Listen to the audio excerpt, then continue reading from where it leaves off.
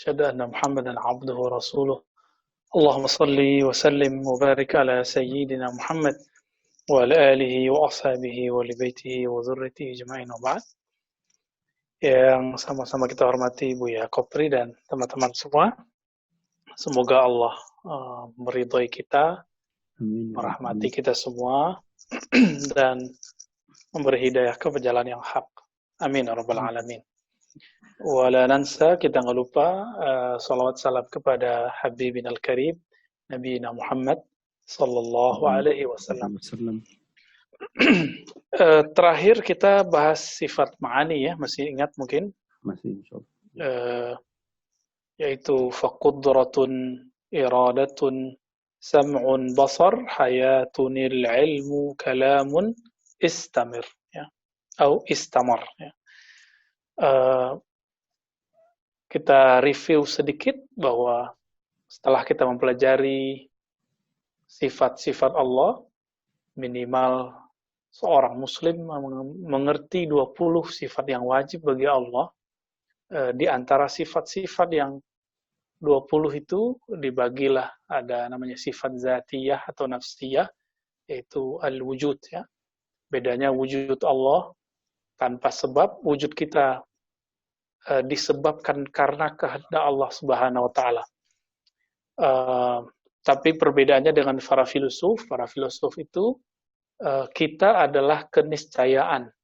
Keniscayaan itu boleh diartikan bit-tab'i atau kausalitas sebab. Kita ada karena Allah ada. Nah, ini kalimat ini berbahaya walaupun zahirnya benar. Contohnya, cahaya ada karena lampu. Cahaya ada karena matahari, misalnya gitu ya. Duluan mana matahari atau cahaya? Inilah konsep para filosof yang menganalogkan Allah dengan cahaya dan matahari.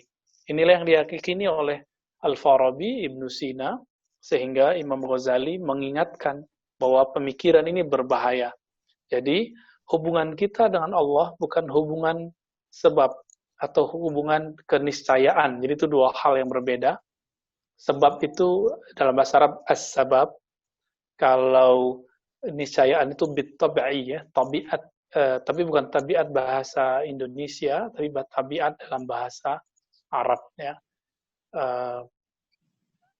Namun kemudian istilah ini dilonggarkan oleh Imam Ghazali. Imam Ghazali menyebut Allah itu bolehlah disebut al-illatul ula. Tapi bukan bermaksud Allah adalah penyebab alam, bukan. Tapi Allah berkehendak agar alam ada. Nah, ini berbeda ya. Ada yang salah faham dengan maksud Imam Ghazali, yaitu Syekh Abdullah Al-Harari, pemimpin gerakan Ahlus Sunnah juga di Libanon, tapi kemudian karena terlalu keras dan mengkritisi para imam dan tokoh ulama Ahlus Sunnah yang lain tidak pada tempatnya, maka kelompok ini pun dimusuhi oleh banyak ulama Ahlus Sunnah. Belakangan mereka dikenal dengan kelompok Ahbash ya. Maksudnya baik tapi metodologinya bermasalah. Kemudian ada namanya sifat salbiyah. Kita sudah belajar qidam Allah wujud tadi ya, maka qidam baqa mukhalafatuhu lil hawadis qiyamuhu bi nafsihi wahdaniyah.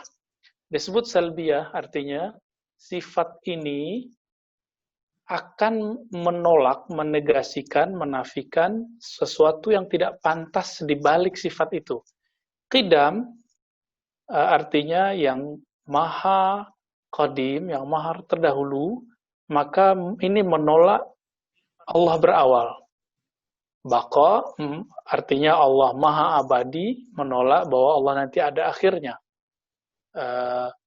Begitulah seterusnya ya.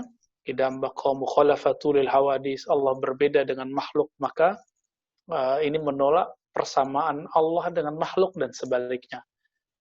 Kemudian qiyamuhu bi nafsihi, Allah ada dengan sendirinya, mengurus alam dengan sendirinya, tidak perlu bantuan malaikat ataupun asbab-asbab ya.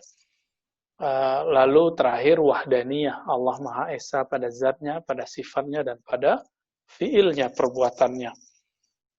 Lalu kita udah masuk ke sifat ma'ani. Ma'ani itu disebut ma'ani karena sifat itu bukanlah satu benda yang terlihat, tapi dia makna yang melekat pada yang punya sifat. Contohnya kita sebut Allah punya sifat kudrah. Maka kudrah itu bukan suatu anggota tubuh seperti kita punya telinga gitu ya.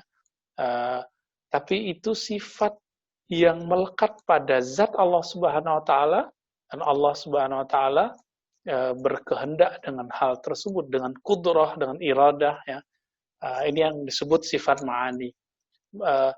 Ini dianalogkan dengan manusia, bahwa manusia itu misalnya ya sami'un basir.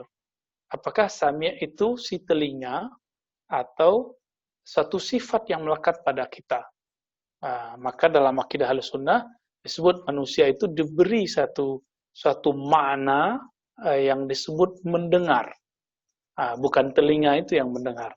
Maka Allah lebih mulia lagi dari analog ini. Perbedaan kita dengan Allah, kita mendengar dengan telinga, dengan alat, dengan butuh udara, jarak yang dekat, sedangkan Allah tidak butuh semua itu. Itu yang membedakan laisa kamitslihi syai'. Begitu juga basar ya, melihat, lalu ada sifat hayat, Allah maha hidup, Allah hidup, lalu ada sifat ilmu, lalu sifat kalam. Teman-teman semua, sifat-sifat ini kemudian dibagi oleh para ulama kita, ada sifat yang berkaitan dengan hal yang mumkinat. Jadi kita dulu sudah bagi ada 3 macam, wajibat, mumkinat, mustahilat ya.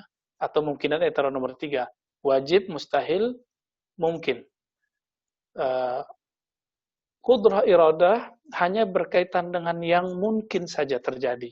Maka kalau ada orang bertanya, mungkinkah Allah menciptakan Tuhan seperti dirinya? Mungkinkah Allah punya anak? Sanggupkah Allah menciptakan anak dari dirinya? Pertanyaan-pertanyaan begini, pertanyaan yang tidak munasibun ya. Maka kenapa? Karena tidak menguasai apa yang diistilahkan dengan ta'alluq.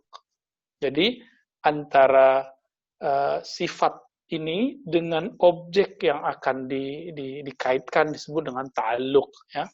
Allah Subhanahu wa taala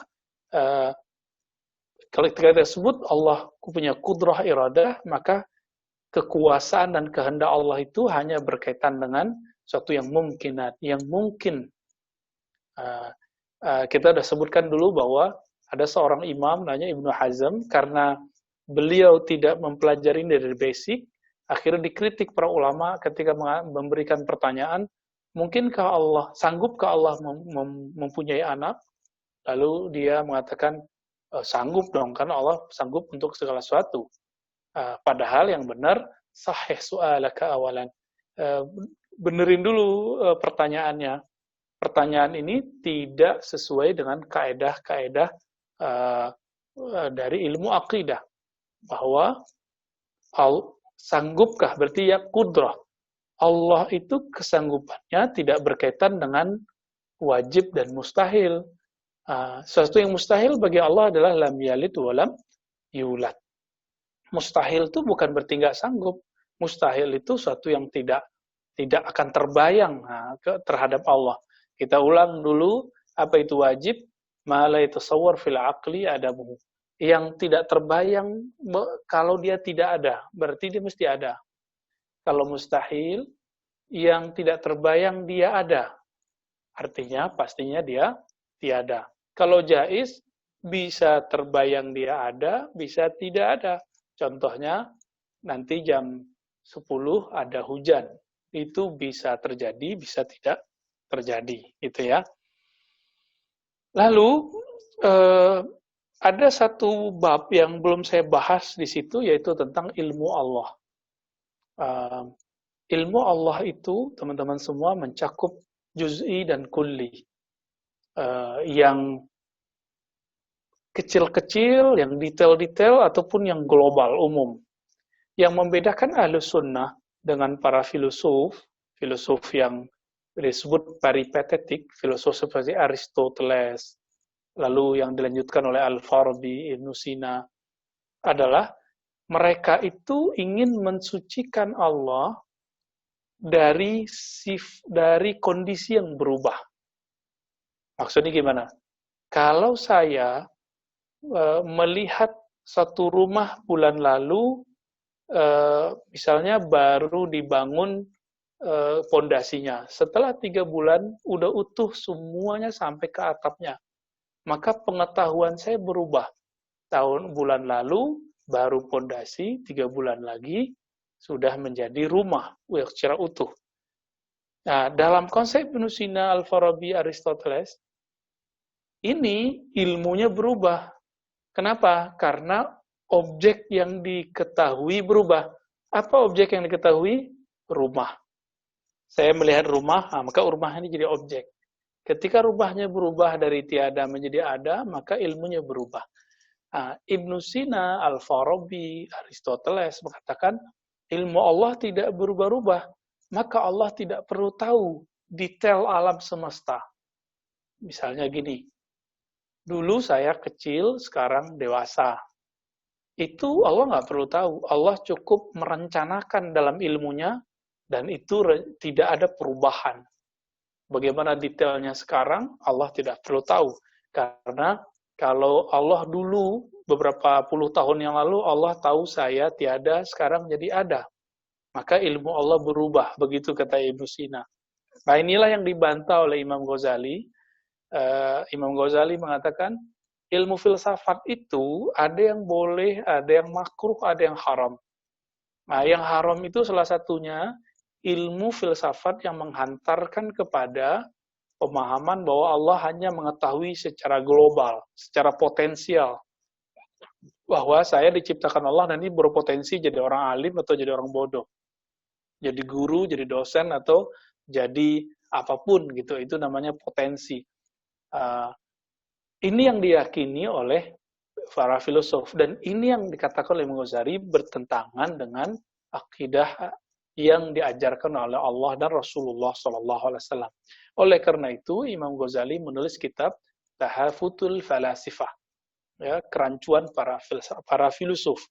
Tapi teman-teman, bukan berarti semua ilmu filsafat itu haram. Karena dari 20, jadi ada 20 induk dari ilmu falsafah yang digariskan oleh Imam Ghazali. 3 itu yang bermasalah tentang bab akidah itu. Yang satu tadi tentang ilmu, alam qadim, lalu kemudian kebangkitan hanya rohani, tidak pakai badan. Teman-teman semua, adapun 17-nya lagi, Imam Ghazali tidak mengatakannya haram, kufur, tapi mengatakannya ada yang makruh, kalau berlebihan makruh, ada yang mubah, bahkan ada yang wajib. Contohnya apa yang wajib? Wajibnya ada yang wajib, kebanyakan fardu kifayah. Contohnya, teman-teman semua, belajar kedokteran itu fardu kifayah untuk satu wilayah. Apalagi, termasuk belajar handasah, arsitektur. Jadi kita, para filosof dulu belajar bagaimana cara menghitung bangunan tanpa perlu secara manual. Termasuk ilmu hisab. Jadi kalau ada, nah ini yang lucu ya, kawan-kawan kita yang baru hijrah, kemudian baca beberapa artikel atau dengar ustaz-ustaz tertentu yang mengharamkan filsafat, lalu dia mengharamkan secara mutlak. Dan kebanyakan itu teman-teman kita yang jurusannya eksak, umum, jurusan-jurusan yang ada di umum. Apa yang lucu, dia mengambil jurusan matematika, kimia, ya teknik sipil gitu ya. Itu dulu adalah cabang-cabang ilmu filsafat. Ilmu matematika dulu disebut ilmu hisab atau ilmu jabar. Itu filsafat dulu. Maka dibagi dua, ada yang matematika terapan, ada matematika murni. Nah, yang murni itu adalah falsafah murni. Jadi kalau kita ngobrol nih sama orang ahli matematika murni, kimia murni, fisika murni, itu udah sama kayak ngomong dengan filosof. Nah, ini yang saya bikin miris, baca sesuatu lalu mengharamkannya, tapi tidak tahu kalau dia berada di dalamnya. Ya, Teman-teman, termasuk ilmu matematika yang kita pelajari sekarang itu juga termasuk bagian dari ilmu para filsuf. Apakah itu haram? Tentu tidak ya. Kalau berlebihan untuk orang yang nggak membutuhkannya, nanti makruh. Paling tinggi makruh. Nah ini, jadi persentuhan, pergesekan antara akidah Ahlussunnah dengan filsafat lebih kurang di sini, di bab al-ilmu ya. Ini yang kemudian banyak bergesekannya dari dulu sampai sekarang ya. Jadi kita tidak menolak filsafat secara mutlak, justru malah hanya minoritas dari ajaran-ajaran falsafah yang kita tolak ya. Dan di situ kata kuncinya tahafudul falasifah, penolakan terhadap para filosof, bukan filsafatnya secara semua ya. Siapa falasifah di situ? Yang disebut oleh Imam Ghazali, Aristo, kemudian Al-Farabi dan Ibnu Sina. Walaupun kemudian ini dibantah lagi oleh Ibnu Rushd, nanti kita bahas di waktu yang lain jika sempat ya.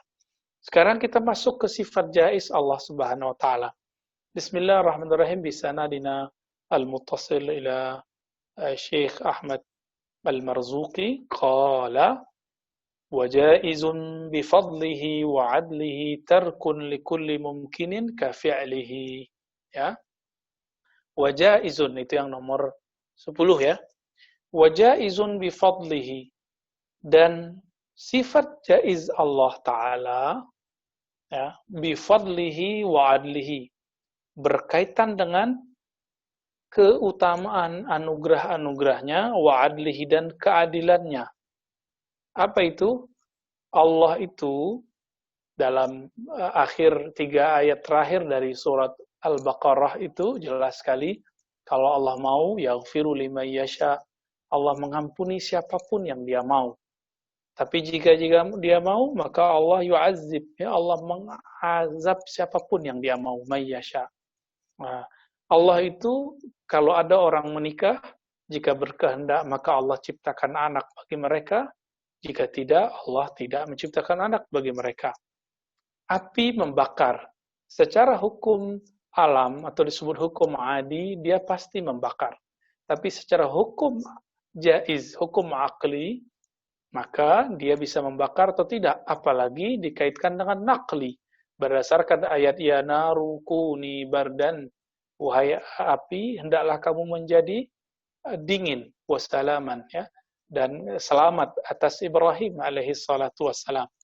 Maka api secara natural betul dia membakar. Tapi secara akli, faktanya ada orang debus tidak terbakar. Faktanya di Quran secara nakli, ada Nabi Ibrahim dilempar ke api tidak terbakar. Maka ini masuk ke bab jaiz. Corona ini kalau mengenai kita, masuk ke dalam tubuh kita, maka membuat kita sakit-sakitan, bla bla bla semua ya. Tapi kalau Allah tidak berkehendak, ya nggak jadi juga. Itu udah ada orang yang sudah menghindar, pakai masker kemana-mana, cuci tangan, tapi ternyata kena juga. Ada yang sudah bergelimang, ya kita lihat ada orang ngumpul tiap hari sampai sekarang sehat-sehat aja. Maka ini adalah hak jaiznya Allah Ta'ala. Puncaknya nanti ada pertanyaan. Secara akli dan cara nakli, nanti akli itu dia lebih umum, nakli itu lebih khusus. Secara akal, Allah itu bebas, Allah itu berhak memperlakukan hambanya sesukanya. Maka, apakah wajib Allah memasukkan orang yang taat masuk surga, orang yang maksiat ke dalam neraka? Secara akli, itu suka-suka Allah. Jika dia mau dia masukkan, jika dia tidak masukkan. Berdasarkan hadis Nabi juga ya, ada di hadis Nabi riwayat Imam Al-Baihaqi, ada seseorang disebutkan bahwa dia telah beribadah 500 tahun, lalu dia ketika Allah firmankan masuklah surga ke dalam surga dengan rahmatku, lalu dia protes. Lalu orang ini kemudian ditantang oleh Allah, ya sudah kalau gitu timbang 500 tahun amalmu dengan satu matamu itu. Ternyata setelah ditimbang, beratnya sama. Walhasil, kemudian Allah bilang, ambil satu mata lagi. Apa yang terjadi?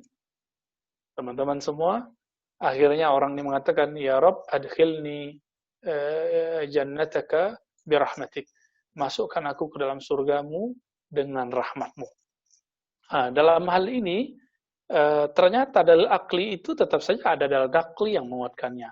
Nah, namun secara waqi, secara akli yang Allah lakukan, ya, bahwa mayya'mal khairan yarah, orang yang beramal baik pasti melihat apa kebaikannya nanti. Orang yang beramal buruk pasti juga akan melihat. Nah, kembali ke kisah Imam Al-Baihaqi tadi, ya, kisah dalam hadis Imam Al-Baihaqi tadi, orang itu masuk surga karena rahmat Allah atau fadlullah wa rahmatuhu. Kita masuk surga bukan karena taat, tapi karena Allah merahmati kita. Ciri-ciri orang yang dapat rahmat, dia bisa taat di dunia. Zahir dan batinnya, bukan hanya zahirnya. Nah, barulah nyambung di situ. Ciri-ciri orang yang masuk surga, maka dia dapat rahmat sehingga dia sempat bertobat meskipun sesaat sebelum wafatnya. Makanya teman-teman semua jangan minta keadilan Allah. Karena Allah kalau mau adil, ya, maka kayak orang yang beribadah 500 tahun tadi, diminta matanya yang kedua untuk ditimbang. Ternyata dia ketakutan. Kenapa? Satu mata senilai dengan 500 tahun beribadah. Gimana dengan mata kedua? Ya, tentu nanti dia tidak bisa membayar. Ini yang disebut keadilan Allah. Maka imam kita Ahlus Sunnah, Abul Hasan Al-Asy'ari mengatakan, masuk surga itu birahmatihi wa fadlih. Hanya dengan rahmat dan keutamaan darinya, hadiah darinya. Sedangkan masuk neraka itu karena keadilannya. Karena Allah ingin adil, maka Allah masukkan orang ke dalam neraka. Maka lagi-lagi saya katakan, jangan pernah mengatakan, ya Allah bersikap adillah engkau. Apalagi yang kemudian meragukan keadilan Allah SWT. Allah nggak adil ya, gitu. Orang yang mengatakan itu, saya khawatir dia sudah menjadi kafir. Ya. Wa jaizun bifadlihi wa adlihi. Apa yang jaiz pada Allah? Tarkun likulli mumkinin kafi'lihi. Meninggalkan apa saja yang mungkin atau melakukannya. Ya. Allah tadi mungkin saja memerintahkan api membakar atau tidak memerintahkan api membakar. Allah mungkin saja memerintahkan obat menyembuhkan atau tidak menyembuhkan. Allah bisa saja memastikan membiarkan orang yang taat masuk neraka secara zahir. Nah, itu fawailul lil musallin, celaka bagi orang yang sholat. Dia taat dengan sholatnya. Tapi kenapa dia masuk neraka? Karena dia melalaikannya dan dia riya gitu. Maka zahirnya taat, belumlah jaminan orang itu dapat rahmat. Nah, ciri-ciri orang dapat rahmat itu bukan dengan kasratul ibadat, banyak ibadat. Tapi ciri-ciri orang yang mendapatkan rahmat itu adalah mubadaratul iltija ilallah. Segera kembali kepada Allah fi kulli halin, dalam segala keadaan. Baik itu taat ataupun maksiat, baik itu baik ataupun buruk. Dan tidak berprasangka kepada Allah Subhanahu wa ta'ala. Jadi ini yang dimaksud wa jaizun bi fadlihi wa adlihi tarkun likulli mumkinin kafi'lihi.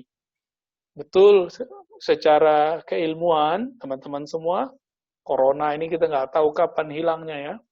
Tapi kalau Allah menggunakan hak jaiznya, dalam sekejap corona ini bisa hilang. Kira-kira begitu ya. Betul, nanti kalau Dajjal keluar, 1 hari seperti setahun. 40 hari ya mirip-mirip 40 tahun lah. Tapi kalau Allah berkehendak, maka Allah beri kekuatan kepada orang-orang beriman untuk menghadapinya, dan orang beriman merasakannya cepat. Ini yang disebut sifat jaiz. Jadi, jaiz ini adalah celah bagi kita untuk berunsiyah ma Allah. Apa unsiyah itu ya? Ya, bermanja-manjalah dengan Allah. Dengan sifat jaiznya itulah kemudian banyak orang mendapatkan syafaat. Nabi itu memberi syafaat dengan jaiz. Maka Nabi mengatakan syafaati li adil kabair min ummati, hadis Nasai ya. Syafaatku bagi pelaku dosa besar di kalangan umatku. Itu dengan sifat jaiz. Kalau nggak bisa. Nah, doa kita mustajab. Betul, ada udu'uni astajib lakum. Minta kepadaku, seru aku pasti menjawab. Tapi kapan Allah menunaikan jawabannya, itu kan suka-suka Allah. Bisa sekarang, bisa nanti. Nah, ketika kita meminta supaya sekarang, nah itu dengan jaiznya Allah. Gitu. Ya. Makanya Allah berbuat sekehendaknya. Ya, Allah berbuat sekehendaknya dan tidak boleh kita protes.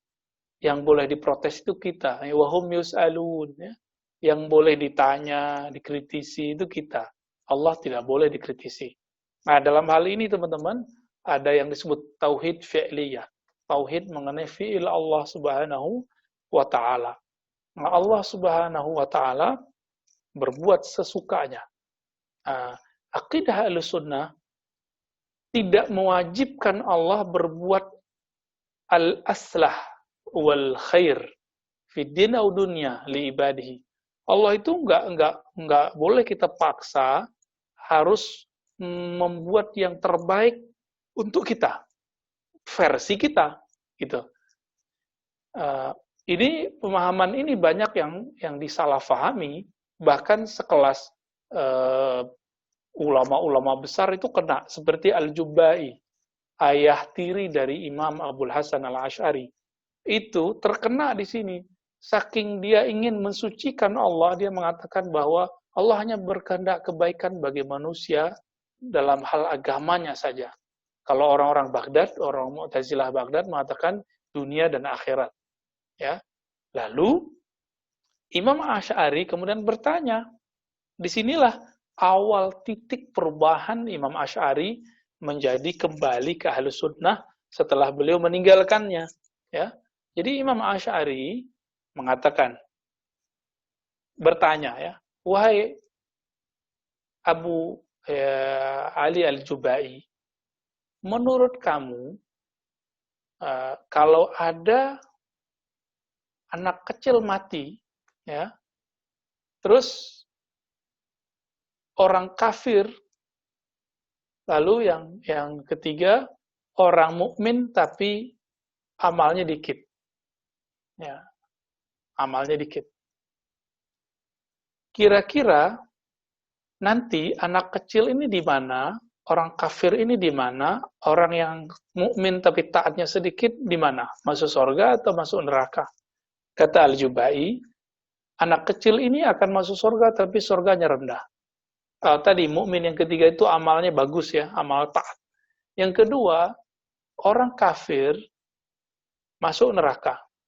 Yang ketiga, mukmin yang taat masuk surga yang lumayan tinggi. Apa kata Al-Jubba'i?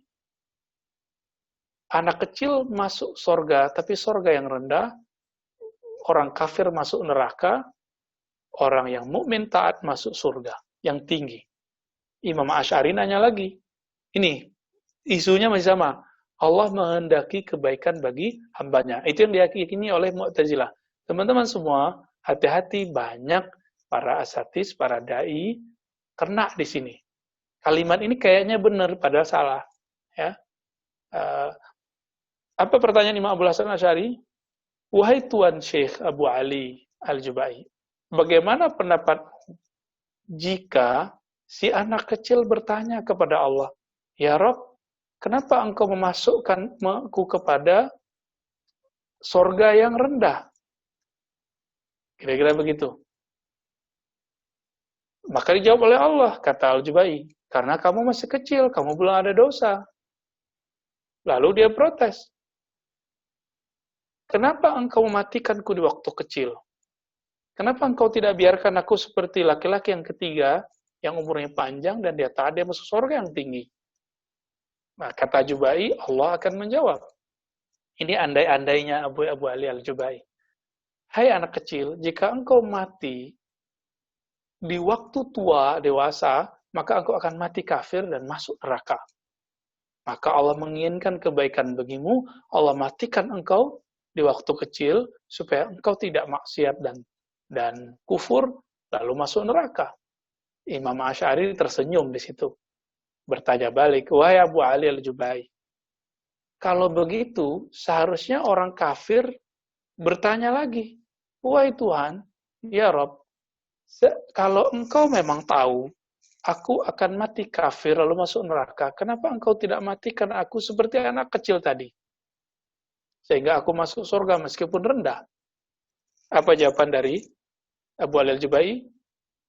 Yaskut. Dia diam, wala yujib wala yarud. Dia tidak bisa jawab. Nah, kira-kira seperti itu. Nah, jadi teman-teman, lalu bagaimana kaidah jais itu? Allah berkehendak sesuai dengan keinginannya. Dan semua keinginannya itu mutlak hak. Kita sebut hak. Kita nggak sebut baik dan buruk. Kita sebut semuanya hak. Nah, itu yang benar.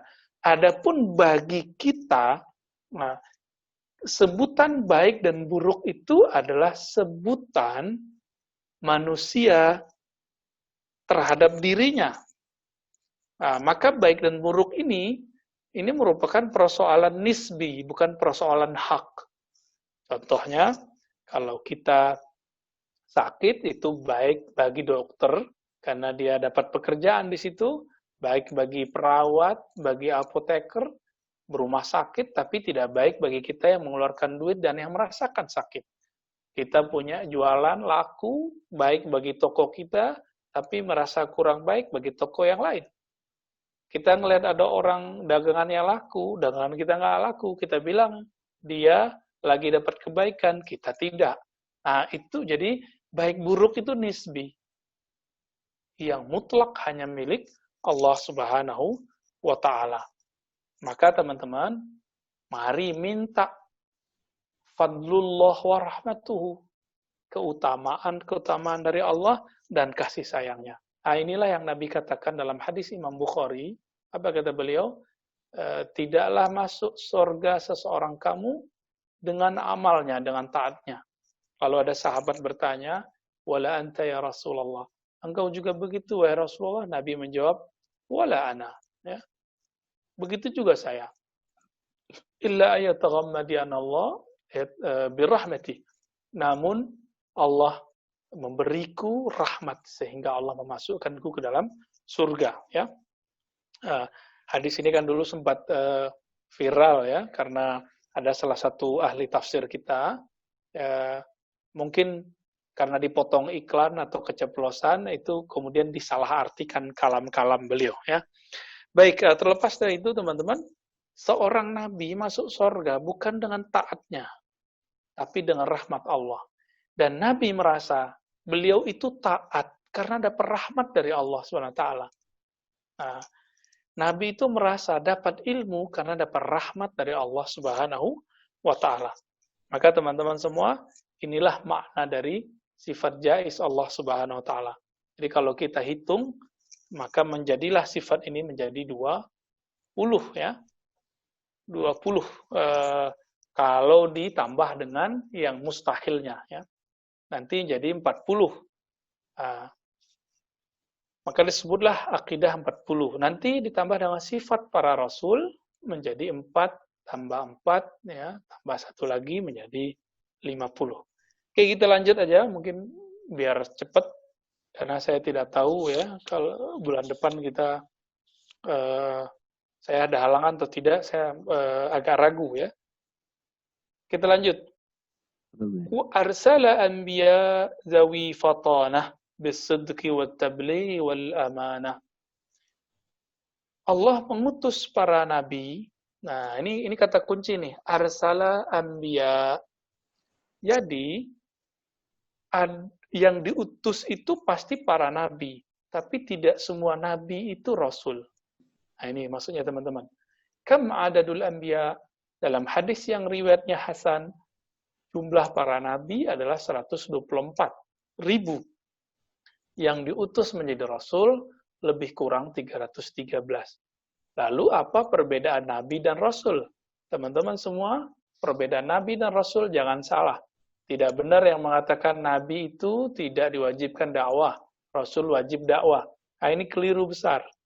Kalau begitu, Buya Kopri lebih mulia dari Nabi dong, karena Buya Kopri wajib menyampaikan ilmu yang dia dapat di Al-Azhar. Gitu. Terus gimana dong? Perbedaan Rasul dengan Nabi itu bukan perbedaan masalah dakwah, tapi perbedaan masalah yang lain, yaitu tentang al-wahyu. Teman-teman, apa itu wahyu? Wahyu itu adalah kabar yang cepat datang dari Allah Subhanahu wa taala. Itu dibagi dua. Ada wahyu risalah, ada wahyu nubuwah. Ada wahyu kerasulan, ada wahyu kenabian. Suatu kali Nabi SAW bercerita, kuntu nabiyan wa Adam baina ma'in wa tin. Aku telah diangkat jadi nabi, Adam belum ada, masih tanah. Udah jadi nabi, tapi belum diutus sebagai rasul. Nah, kira-kira gimana tuh cara memahami hadis ini? Maka teman-teman semua, di sini ketahuan bahwa an-nabi, nabi itu adalah orang yang mempunyai hubungan rahasia dengan Allah Subhanahu wa taala lewat wahyu nubuwah, wahyu kenabian. Maka semua orang yang dapat kewahyuan ini secara langsung dari Allah, itulah nabi. Sedangkan risalah, wahyu Allah yang diturunkan lewat malaikat Jibril untuk membangun hukum-hukum di kalangan manusia, menerapkan hukum-hukum di kalangan manusia, disebutlah wahyu risalah. Itu sebabnya seorang nabi, misalnya ada sesuatu kejadian di depan. Nabi itu sudah dikasih tahu secara gaib oleh Allah. Tapi kalau itu berkaitan dengan hukum, beliau harus menunggu dulu Jibril memberikan penjelasan sesuai dengan yang Allah wahyukan. Contohnya, Nabi SAW pernah mendapat musibah, istrinya dituduh selingkuh misalnya. Secara wahyu nubuwah, Nabi itu sudah tahu bahwa istrinya ini bersih. Tapi secara wahyu risalah, ini sudah beririsan dengan persoalan hukum.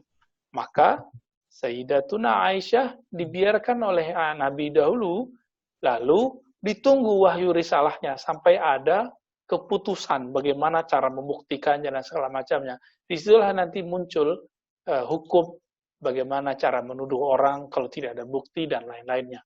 Nah, ini yang disebut wahyu risalah. Jadi wahyu risalah itu boleh disebut wahyu yang berkaitan dengan hukum syar'i biwasilati Jibril, dengan wasilah Jibril. Ya, adapun wahyu nubuwah adalah komunikasi langsung antara seorang nabi dengan Allah Subhanahu wa taala. Itu yang disebut wahyu nubuwah, teman-teman semua. Jadi Nabi Shallallahu Alaihi Wasallam punya rahasia itu, semua Nabi. Ya, nah itu yang jumlah mereka 124.000 langsung mendengarkan kalam Allah. Itulah Nabi. Amar Rasul itu biwasitati Sayyidina Jibril alaihi salatu wassalam. Ya, jadi ini perbedaan Rasul dan Nabi. Mohon ini diingat-ingat supaya tidak lupa, karena di dalam buku-buku pelajaran yang diajarkan di sekolah-sekolah ini tidak dijelaskan secara tuntas ya. Apa sifat dari seorang nabi dan rasul? Baik nabi dan rasul sifatnya sama. Apa sifatnya? Zawi fatanah. Zawi artinya punya, atau zu ya, zu atau zawi, fatanah, mempunyai kecerdasan. Nah, kecerdasan inilah yang kemudian kita lihat dalam ayat perintah Allah, wajadilhum billati hiya ahsan.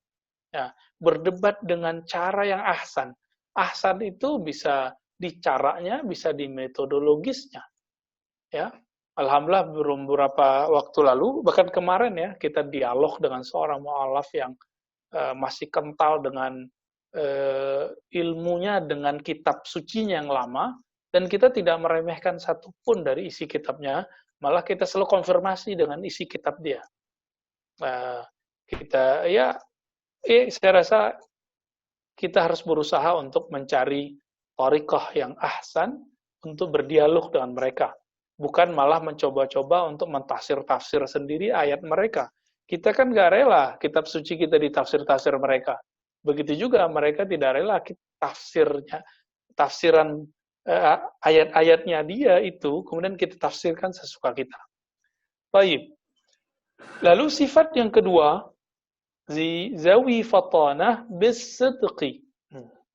Dengan sidq. Nah, apa arti sidq? Teman-teman, sidq itu artinya munasabah atau muwafaqah.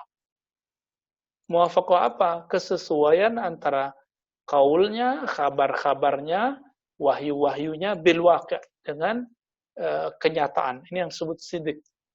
Sidqun. Maka orang yang jujur itu disebut shadiq karena kaulnya sama dengan perbuatannya. Ya. Nabi itu mesti shadiq. Dan ini menunjukkan bahwa Nabi tidak pernah sesat sebelumnya. Ya, dua sifat ya, fatanah dan siddiq ini menunjukkan Nabi nggak pernah sesat. Lalu apa makna ayat dalam surah Ad-Duha? Wa wajadaka dhallan fahada, dan dia mendapati engkau dalam keadaan dhallan fahada. Teman-teman, dolan secara harfiah orang yang ketika sampai di suatu tempat lalu kehilangan arah. Maka dalam beberapa tafsir yang sudah direvisi, itu diartikan terjemahan ya, bingung gitu. Bukan sesat. Jadi ada seorang ustadz, saya nggak tahu ustadznya kapan ngajinya itu ya, dia mengatakan dulu Nabi Muhammad pernah sesat. Ini akibat kalau nggak belajar akidah Ahlus Sunnah. Sehingga tidak mengerti apa sifat-sifat wajib pada Rasulullah Shallallahu Alaihi Wasallam.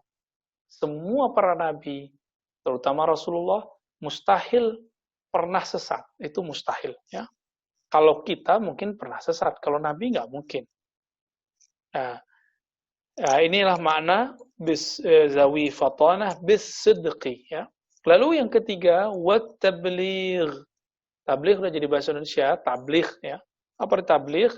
Dari kata ballagha yuballighu, menyampaikan dengan tepat, itu tabligh. Maka semua rasul dan nabi pasti punya sifat tabligh. Jadi ini bukan hanya untuk rasul, tapi semua nabi. Semua nabi punya sifat tabligh. Jadi semua nabi itu berdakwah.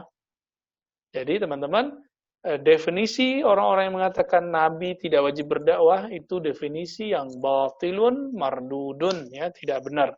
Semua Nabi wajib berdakwah. Bedanya kalau dia Rasul dia bawa syariat baru. Wal amanah, dan amanah.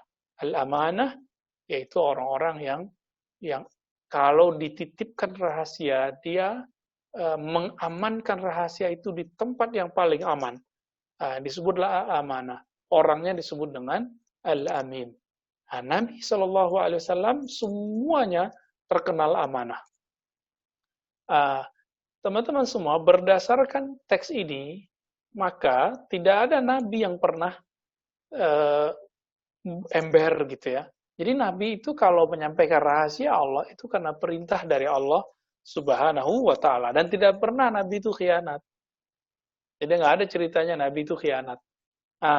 Dalam beberapa perjanjian lama, misalnya ada Nabi misalnya yang minum khamar gitu ya, maka dia sepertinya bukan kitab Taurat atau Injil atau Zaburnya yang bermasalah, tapi salinan-salinan yang bermasalah. Persoalan salinan ini kan berbahaya ya. Ini berlanjut sampai zaman sekarang ya. 4 sifat ini, teman-teman semua, alhamdulillah sudah masuk ke dalam kurikulum belajar kita di TPA, di sekolah. Ternyata sumbernya dari sini. Dan ini sumbernya nanti dari kitab-kitab yang lebih besar lagi. Kita lanjut. Nabi punya sifat wajib. Tadi 4. Dan kebalikan dari yang 4 itu kita sebut sifat mustahil. Maka jadi 8. Sekarang masuk ke sifat jaiz. Jadi Nabi juga punya sifat jaiz. Apa itu? Wa jaizun fi haqqihim. Ya, ini yang nomor berapa ini? Ya. Nomor 2 di situ ya. wa jaizun fi haqqihim min 'aradin bi ghairi naqsin ka khafifil maradi. Dan boleh terjadi pada seorang nabi dan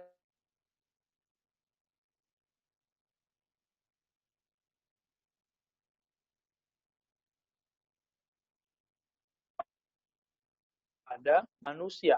Nah, disebut dengan arad. Nah, kita ini disebut jisim, tubuh jisim.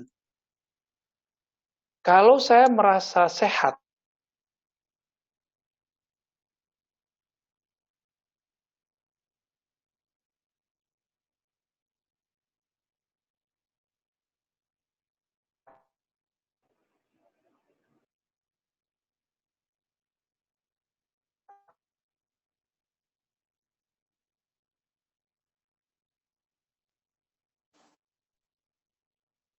baik.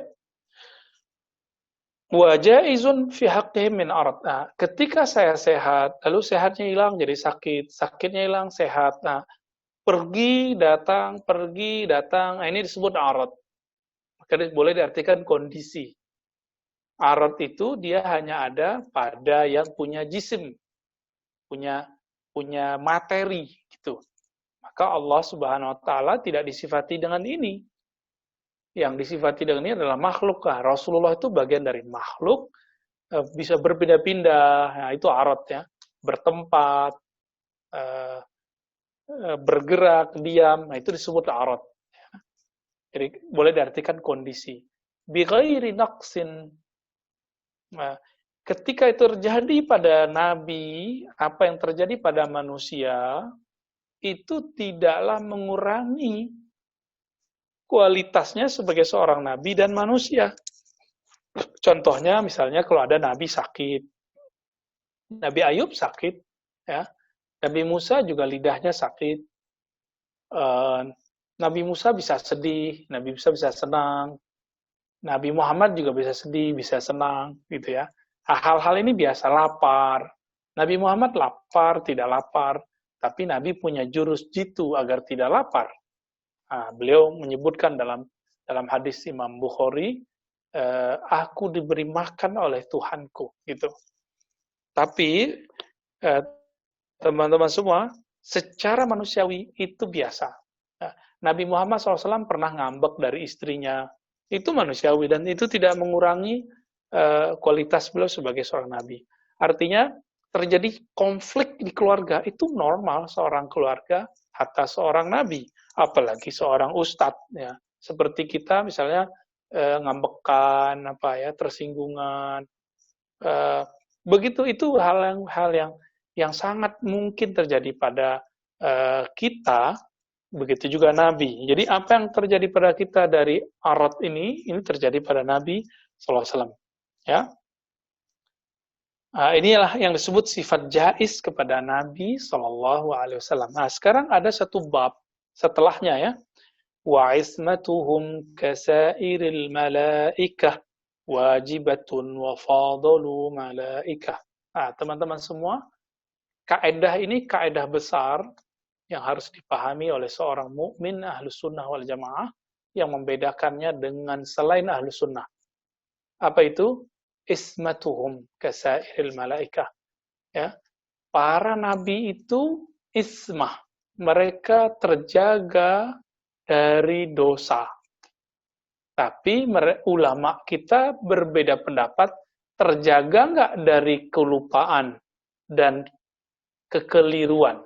Jadi ada 3 istilah, dosa, keliru, lupa, gitu. Maka ulama kita ijma, ulama ahli sunnah, Nabi dan Rasul terpelihara dari dosa. Tapi Nabi Muhammad diperdebatkan, apakah beliau terpelihara dari salah dan lupa. Nah, sebagian kecil ahlus sunnah mengatakan boleh Nabi keliru dan lupa. Tapi teman-teman semua, saya diajarkan oleh Syekh Hasan itu, beliau mengatakan, meskipun secara manusiawi Nabi bisa lupa, karena itu sifat jais. Bisa keliru, itu sifat jais. Tapi lupa dan kelirunya Nabi itu hak. lupanya itu bukanlah lupa, kelirunya itu bukanlah keliru. Kira-kira begitu. Maksudnya gimana? Nabi itu pernah lupa bilangan sholat. Supaya nanti keluar hukum syariat bagaimana cara memperbaiki sholat yang kelupaan rakaatnya. Sehingga disebut sujud sahwi. Kalau Nabi nggak pernah lupa, maka tidak ada sujud sahwi. Nah, itulah rahasianya. Dan Nabi keliru. Kelirunya Nabi ini hak. Nabi sedang mengajarkan orang, kalau keliru dalam satu hal, itu maksudnya apa? Masih ingat hadis Nabi SAW, beliau berjalan di pemukiman perkebunan orang-orang Madinah, lalu mereka melakukan salah satu metode dalam bercocok tanam, lalu Nabi mengajarkan metode yang lain. Ternyata di tahun itu setelah beberapa bulan mereka gagal panen. Apa kata Nabi? Antum a'lamu bi umur dunyakum. Sebenarnya kalian lebih tahu urusan dunia kalian. Bukan berarti Nabi nggak tahu. Nabi sedang mengajarkan jika ada persoalan duniawi, persoalan baru yang dia tidak berkaitan langsung dengan agama, maka tidak perlulah ditanyakan. Tidak perlu diminta saranku. Kalaupun aku beropini, opiniku tidak perlu diikuti. Kira-kira begitu. Karena aku beropini saat itu sama seperti kalian. Jadi seperti manusia biasa. Makanya beberapa sahabat itu ketika perang sering nanya, wahai Rasulullah, ini wahyu atau pendapat engkau? Kalau Nabi bilang wahyu, mereka langsung diam. Kalau bilang pendapat, mereka langsung menambahkannya atau mengkritisinya. Nah, begitu ada para sahabat kepada Rasulullah Sallallahu Alaihi Wasallam. Nah, maka teman-teman semua, Nabi itu mustahil pernah sesat, karena itu bagian dari ismah. Ya, Nabi itu mustahil pernah mengikuti ajaran kesyirikan. Jadi ketika mendapatkan ayat Nabi Ibrahim mengatakan ke bintang, oh ini nih Tuhanku, lalu bulan ini nih Tuhanku, matahari, itu sebenarnya bukanlah mengatakan bahwa aku menyembah selain Allah, tapi itu sedang menjebak kaum-kaum yang disebut paganisme. Maka teman-teman di ujung dikatakan wa fadalu malaikah. Akidah Ahlussunnah meyakini bahwa para nabi, para rasul lebih mulia dari malaikat. Kenapa? Karena para nabi adalah klan cahaya yang paling mulia, sedangkan malaikat tercipta dari itu. Jadi malaikat itu sebenarnya ada setelah nurnya Nabi itu ada. Oleh karena itu, Nabi lebih tua secara rohani dari malaikat. Maka sebenarnya ketika Jibril datang ke Nabi Muhammad, ke para nabi, itu bukanlah bertindak seperti guru yang kita bayangkan, tapi hanya mirip-mirip seperti mentor. Ya. Hanya mirip-mirip seperti mentor. Kira-kira seperti itu. Jadi kalau kita simpulkan, teman-teman, ada di kajian kita pada malam ini, adalah sifat jaiz bagi Allah, lalu sifat beda Rasul dengan Nabi, lalu kemudian sifat wajib bagi para Nabi, lalu yang terakhir tentang jaiz dan ismah, sifat jaiz dan kemaksuman para Nabi. Kira-kira sampai di situ, Buya Kopri, saya kembalikan. Ya. Baik Buya, terima kasih banyak atas penjelasan Buya. Mudah-mudahan dapat kita tangkap. Dan ini sudah masuk beberapa pertanyaan dan juga calon penanya. Yang pertama tadi yang minta kesempatan adalah Bapak Akbar Hilman. Silakan Bapak Akbar Hilman langsung kepada Buya Rozi. Mohon dipersingkat. Oke. Assalamualaikum Buya. Waalaikumsalam, Mbak Ilman. Izin bertanya Buya, ini seputar perbedaan wali Allah dengan Nabi. Ada perdebatan mungkin di kalangan teman-teman sufi, mungkin ada yang terjebak kalau wali itu lebih mulia daripada Nabi. soal tadi Buya juga sempat menyampaikan kalau Nabi itu mendapat wahyu nubuah, berkomunikasi langsung dengan Allah, sementara Rasul itu mendapatkan wahyu risalah seputar syariat-syariat. Kalau begitu, yang ingin Ana tanyakan itu apa beda? Apakah sama karomahnya wali itu dengan wahyu nubuahnya Nabi? Mungkin itu ya. Syukran, jazakallahu khairan. Oh ya. Kalau ada sufi mengatakan wali lebih tinggi dari Nabi, batal kesufiannya. Karena tasawuf itu harus dibangun dengan akidah yang sahihah. Pasti itu bukan sufi ya. Mungkin ada syiah kebatinan yang menyusup. Karena di syiah kebatinan, syiah batiniyah yang gulat, itu ada yang mengatakan hal yang serupa. Tapi saya tidak tahu syiah imamiyah mengatakan seperti itu atau tidak ya. Saya belum menemukan teksnya secara utuh, yang ada cuma nukilan-nukilan dari orang-orang tertentu yang saya masih meragukan itu. Kalau kita cek kepada marjaknya mereka punya ulama namanya marja dini yang digelari Ayatullah, itu mereka menolak hal tersebut. Jadi kalau dibuat rumusan, nah ini kan yang sering dituduhkan Ibn Arabi. Nanti antum cek kalau bisa mengecek ya ke kitab Fususul Hikam karya Ibn Arabi. Itu ternyata beliau di bab Musawiyah seingat saya, beliau mengatakan bahwa puncak dari para wali itu masih di bawah awal kenabian. Jadi wali ini udah nyampe puncak setinggi makomnya, manzilahnya, itu baru minus 1 dari makomnya para nabi. Jadi selangkah lagi belum nyampe dia ke makom kenabian. Gitu. Ini yang disepakati oleh para ulama-ulama Ahlus Sunnah di kalangan Sufi. Jadi ulama Sufi tidak ada satupun yang mengatakan hal itu. Hatta Ibn Arabi yang dituduh oleh Ibnu Taimiyah mengatakan bahwa para nabi, para wali lebih mulia daripada nabi. Jadi isu itu tidak benar. Ibnu Taimiyah mungkin mendapatkan naskah yang tidak sahih yang disebut berasal dari Ibn Arabi. Biasa naskah itu kan dulu ditulis tangan, tidak ada hak cipta, bisa jadi ada yang nyusup memasukkan. Ini juga terjadi pada teks Al-Ibanah Imam Asy'ari ya, sehingga muncul kalimat ya sakinal arsy, padahal yang benar adalah ya Rabbal arsy. Itu terjadi ya. Saya rasa itu yang terjadi pada para sufi.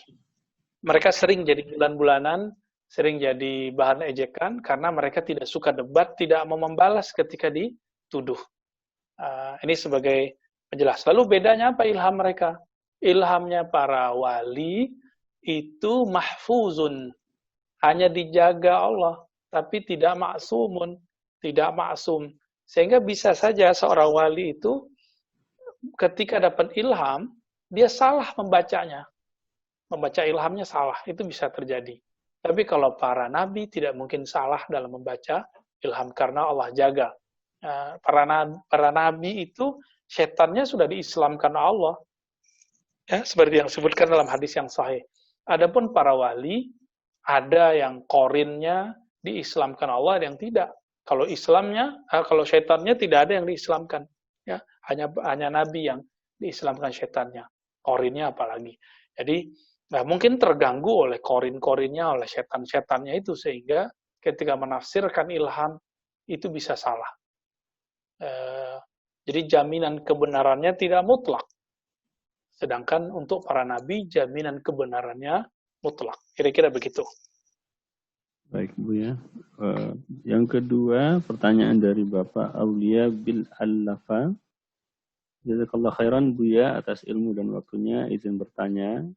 Yang pertama, bagaimana jika ada seorang anak kecil yang bertanya di mana Allah, agar kami bisa mengajarkan akidah yang sahih dan mudah dipahami untuk anak kecil.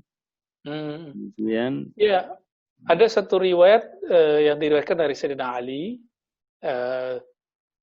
man ayyana al-aina fala yuqalu lahu aina. Ya. Jadi ajarkan anak kecil logika yang lebih sederhana.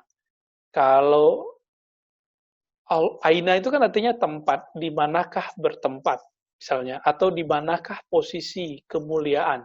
Jadi aina ini bisa pertanyaan tempat, bisa pertanyaan derajat, ya. Maka jawabannya adalah siapa zat yang menciptakan tempat, maka tidak perlu ditanyakan tempat karena dia tidak membutuhkan tempat. Nah, begitu. Kalau di Beirut tuh para ulama mengajarkan biasanya anak-anak dan itu dinyanyikan ya. Man ayyanal aina fala yuqalu lahu aina. Siapa yang menciptakan tempat maka tidak perlu ditanyakan dia berada di mana. Itu. Ya. Nanti anak-anak kita akan paham sendiri. Baik, ya.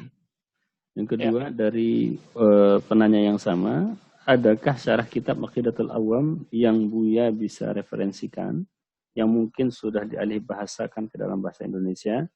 Jazakumullah khairan kepada Buya dan tim. Semoga ya ada syarah yang ditulis oleh Sayyid Muhammad Alawi Al-Maliki yang kemudian dikompilasi oleh muridnya Kiai siapa? Ihya Ulumuddin ya, yang ada di Malang itu. Dan murid-muridnya banyak sekarang ya. Saya ingat saya itu sudah diterjemah. Silakan dicari. Ya. Kalau umur kita panjang, waktu saya ada, nanti kita buat juga. insya Allah. Ya, Rabbi. Ya, insya Allah. Baik Buya, mudah-mudahan lapangkan langkah Buya untuk menuntaskannya, niat baik ini. Amin. Kemudian yang ketiga dari Bapak Mario Elvando. Assalamualaikum Ustadz, saya ingin bertanya. Waalaikumsalam.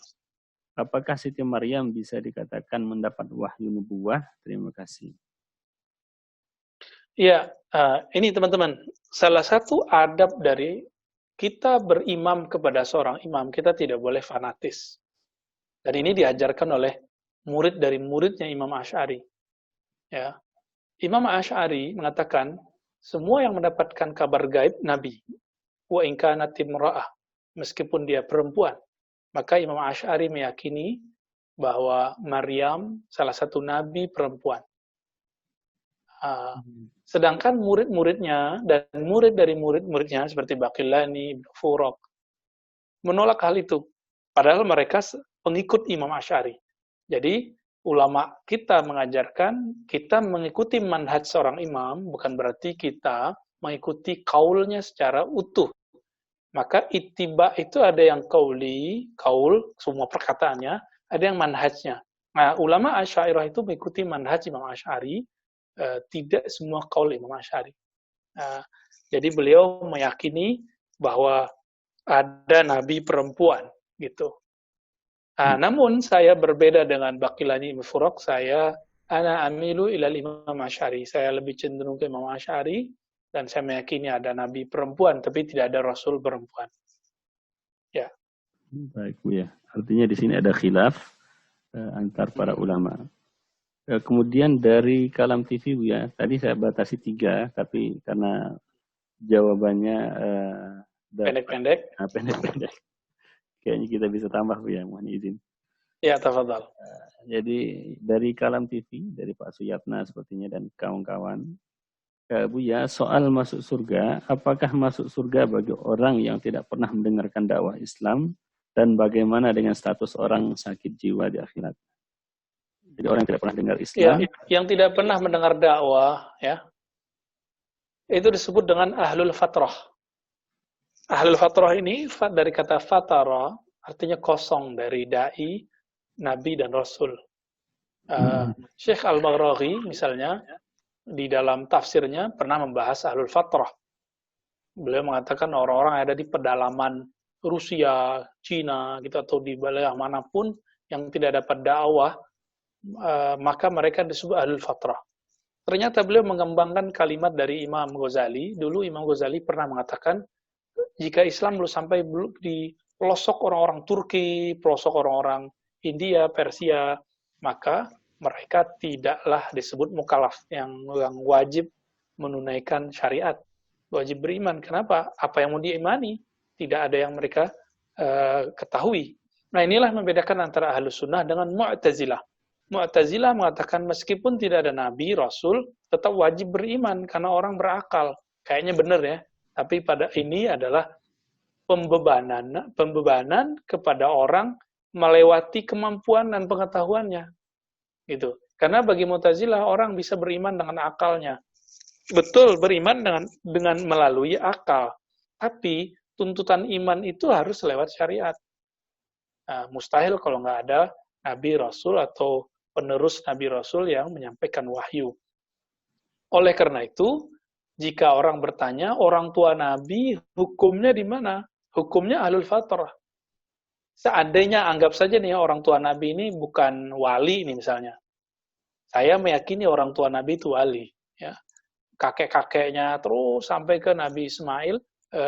Nabi Ismailnya nabi, di bawahnya itu adalah para wali-wali Allah. Dan Allah jaga mereka semua, dan mereka tidak ada yang menyekutukan Allah, satupun. Yang ada itu nanti saudara-saudara dari Abdullah, ya, misalnya Abu Jahal, Abu Lahab. Abdullahnya tidak, ya. Abdul Muthalib tidak. Abdul Muthalib hanya menjaga Ka'bah, tapi tidak bisa melarang orang menyembah berhala. Begitu juga Hashim, Abdul Manaf, Qusay, terus ke atas. Mereka adalah orang-orang yang dijaga oleh Allah Subhanahu wa Ta'ala. Mereka disebut ahlul fatrah. Ahlul fatrah. Artinya tidak ada Rasul Nabi. Anggap saja mereka nggak wali. Anggap saja mereka nggak wali. Maka mereka tidaklah terkena syariat. Tidaklah wajib beriman. Maka ulama ahlus sunnah mengatakan, ini tertulis dalam kitab Sanusi misalnya, wa ahlul fatrah najun. Ahlul fatrah itu mereka selamat di akhirat, masuk surga. Namun saya meyakini mereka wali. Kenapa? Abdul Muthalib itu dapat ilham agar memberi cucunya nama yaitu Muhammad. Ya, Aminah disampaikanlah ke Abdullah, ya. Lalu Aminah didatangi oleh malaikat-malaikat dalam mimpinya dan para nabi dalam mimpinya. Lalu setiap mimpi yang datang itu mengatakan sami waladak Muhammad, dan kasih nama anakmu Muhammad. Kita ini ketemu malaikat aja dalam mimpi atau ketemu nabi itu kan spesial. Orang sekarang bangga sekali kalau mimpi ketemu nabi, ya. Ini hampir tiap malam beliau mimpi ketemu nabi. Itu sebabnya Syekh Al-Ghumari dan murid-muridnya juga mengatakan bahwa Sayyidah Aminah min kibari awliyaillah. Ya, Sayyidah Aminah meskipun di zaman fatrah tidak ada nabi rasul, tapi rohaninya berkualitas seperti kualitas para wali Allah. Maka sungguh keterlaluan jika ada yang mengatakan orang tua nabi masuk neraka. Seandainya pun iya nih, kafir misalnya. Lalu kita katakan, bapak lu masuk neraka misalnya. Bapak kita nih kafir. Terus dibilangin, bapakmu masuk neraka. Kan kita tersinggung, nyakitin kita.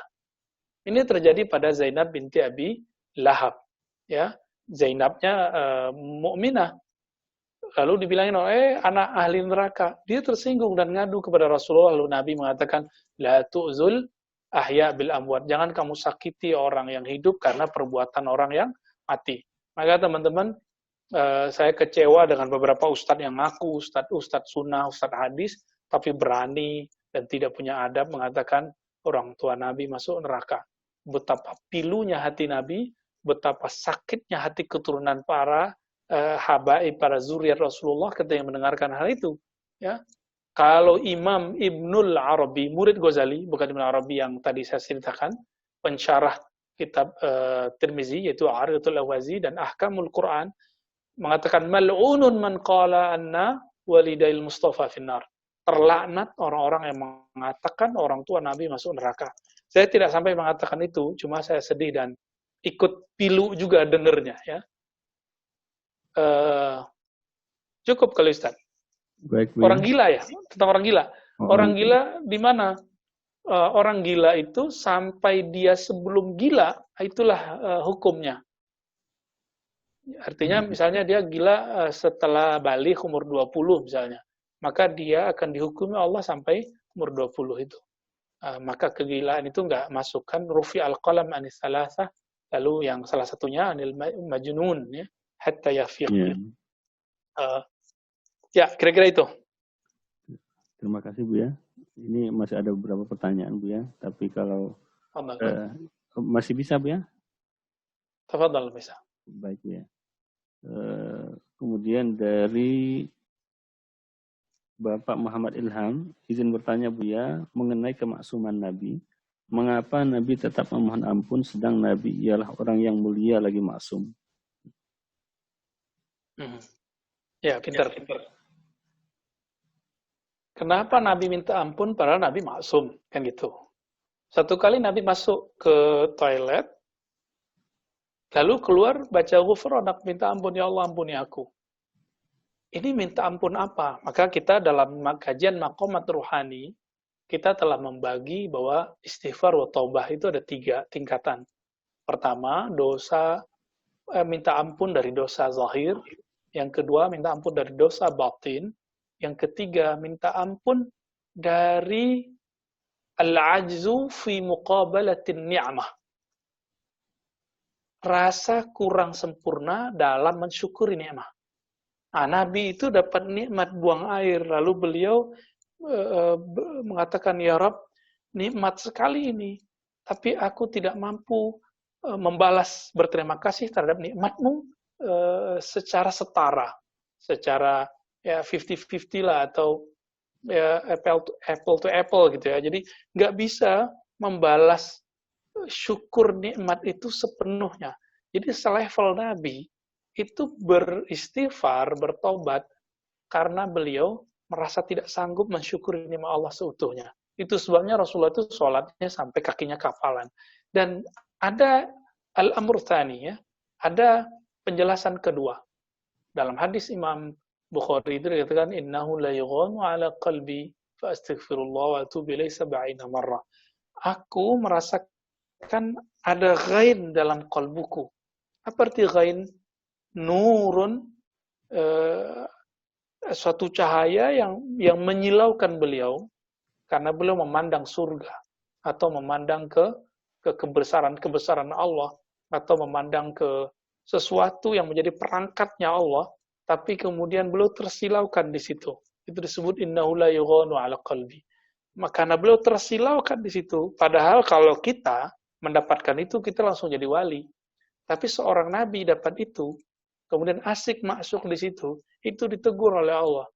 Maka kemudian beliau istighfar dan tobat kepada Allah 70 kali untuk membersihkan kesibukan beliau dengan ghain tadi, ya. Silakan dilihat syarahnya itu. Jadi Nabi dan Rasul tidak ada istighfar dari dosa kecil ataupun dosa besar, dosa zahir dan dosa batin. Para Nabi istighfar karena merasa lemah dari syukur, atau karena ada liputan cahaya yang menyilaukan kalbunya, sehingga beliau terhalang, terhijab memandang Allah Subhanahu wa Ta'ala. Jadi kalau boleh kita sebut itu hijabun nur, hijab cahaya. Jadi Nabi mengistighfarkan dirinya karena ada hijab cahaya itu. Coba lihat, istighfar kita di mana? Kita istighfar paling-paling masih dosa fisik. Belum sampai dosa batin, ya. Apalagi dosa kurang bersyukur, gitu. Baik. Masya Allah. Selanjutnya dari Bapak Muhammad Ilham, mungkin bila diizinkan anak bertanya Buya, apakah boleh Buya ketika mengatakan Allah dengan menunjuk tangan ke atas, sedangkan Allah ada di tempat, tidak ada di tempat, barangkali maksudnya Allah ada tempat. Ya. Berdasarkan hadis jariyah riwayat Imam Ahmad, itu kan disebutkan aina Allah fa asyarat ila sama. Di mana Allah? Lalu budak ini mengisyaratkan ke langit, fis sama, gitu ya. Berdasarkan itu ulama kita sebagian membolehkan isyarat ke langit dengan syarat tidak meyakini bahwa Allah Subhanahu wa Ta'ala menempati suatu tempat seperti langit dan bumi. Kenapa? Teman-teman semua, langit itu disebutkan dalam surat Az-Zumar, was-samawat matwiyatun biyaminih. Langit-langit Allah itu, 7 langit, ya, itu digenggam, terlipat biyamini, dengan genggaman tangan kanannya Allah, kan begitu. Ini ayat itu kualitasnya mutawatir pasti benar. Hadis tadi, hadis Ahmad dan juga hadis Muslim, itu ayatnya ahad. Ahad itu kualitasnya zonni, dia belum pasti. Meskipun sahih secara riwayat, tapi secara faidatul ilmi, dia tidak memfaedahkan qat'i, dia memfaedahkan zonni. Dia tidak pasti maknanya begitu. Gitu, itu maksudnya. Ini yang disebut zonni dan qat'i. Ada makna lain. Ya. Karena orang Arab itu kalau bertanya aina, itu bisa berarti posisi atau tempat. Ya. Jadi banyak ini orang tertipu dalam membaca ini hatta wa in kana Arabian, meskipun dia seorang orang Arab hari ini, karena Arab dulu dan Arab sekarang kan sudah berbeda. Mengartikan aina Allah itu zarfan, tempat, padahal belum tentu itu zarf. Ya. Kenapa? Ayat Hadrat Az-Zumar. Ya. Yang menyebutkan ternyata di langit tidak ada Allah, yang ada malaikat gitu. Kira-kira begitu, ya. Jadi kalau mau isyarat, hanya isyarat i'tiqad annallaha aliyun. Jadi isyarat itu hanya menunjukkan Allah Maha Tinggi. Teman-teman semua, akidah Ahlussunnah Asy'ari meyakini Allah Maha Tinggi. Tapi tidaklah uluwul makan, bukanlah tinggi posisi tempat. Tapi karena Allah bukanlah benda, maka tingginya bukan tinggi benda. Tingginya hanya Allah yang tahu maknanya. Gitu.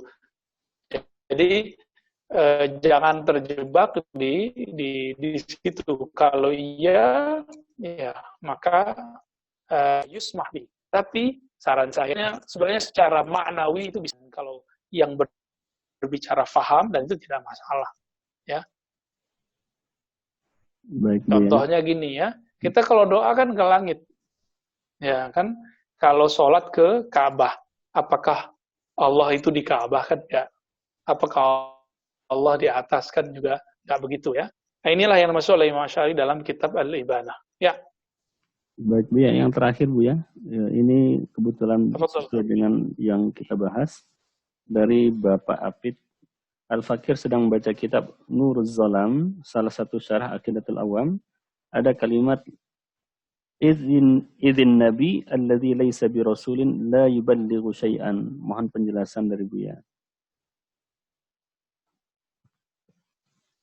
Itu cuma qaul pendapat, ya. Syarah itu teman-teman semua, kalau ada kitab itu ada teks disebut matan. Matan itu kemudian dijelaskan oleh seorang imam syekh. Penjelasan ini bisa bentuknya hasyiah, bisa berbentuk syarah. Semuanya syarah. Ya. Syarah itu tidaklah suci. Bisa jadi benar, bisa jadi salah. Bisa jadi tepat, bisa jadi kurang tepat gitu. Dan ini bisa dibantah sendiri dengan qaulu syarihnya di bagian tempat yang lain, bahwa misalnya Nabi Samuel, Nabi Daniel itu kan bukan rasul, tapi wajib menyampaikan kok, gitu. Wajib berdakwah kok. Nabi Syis itu berdakwah. Khalid bin Sinan yang diperdebatkan itu juga berdakwah. Ya. Jadi itu hanya ra'yun, pendapat. Jadi teman-teman, kitab kuning itu betul kita harus hormati, tapi kebenaran mutlak bukan ada di situ. Kira-kira begitu ya. Baik Buya, terima kasih banyak Buya atas penjelasan Buya dan juga jawaban dari pertanyaan teman-teman pada malam hari ini. Itulah kajian kita pada malam hari ini bersama Buya Rozi, dan terakhir barangkali Buya Rozi kita minta nasihat terakhirnya sebelum kita tutup pengajian kita pada pekan ini. Ya, seingat saya teman-teman menambahkan sedikit tadi, kalau mau nanti silakan buka misalnya tafsir Ibn Ashur, itu juga menjelaskan tentang nubuah dan risalah ya. Nanti di sana ada penjelasan perbedaan antara Nabi dan Rasul. Begitu juga saya ada Muhammad Abduh dan lain-lainnya. Khulasatul kalam, teman-teman semua, mari mengenal sifat Allah. Tadi sudah ada sifat Allah 20 wajib, 20 mustahil, jaiznya 1, dan ternyata celah kita untuk berinteraksi dengan Allah, dengan interaksi kemanjaan, keintiman, itu ada di sifat jaiznya. Nah, adapun Rasul, ada Rasul dan Nabi, ada 4 sifat wajib, 4 sifat mustahil, ada 1 yang jaiz. Meskipun Nabi itu jaiz bisa seperti kita, tapi kita harus hormati Rasulullah. Rasulullah juga punya perasaan seperti kita, punya rasa seperti kita juga. Ya. Maka beradablah kepada Rasulullah, zahiran wa batinan, meskipun beliau secara fisik telah mati, meninggal, wafat, tapi secara rohani masih membersamai kita dalam salawat-salawat kita. Ya. Maka saran saya, mari teman-teman, kenang Allah dengan zikir, lalu sejukkan kalbu dengan salawat. Allahumma salli ala nabiyyina Muhammad. Subhanakallahumma wa bihamdika, asyhadu an la ilaha illa anta, astaghfiruka wa atubu ilaik. Mohon pamit semuanya. Assalamualaikum warahmatullahi wabarakatuh.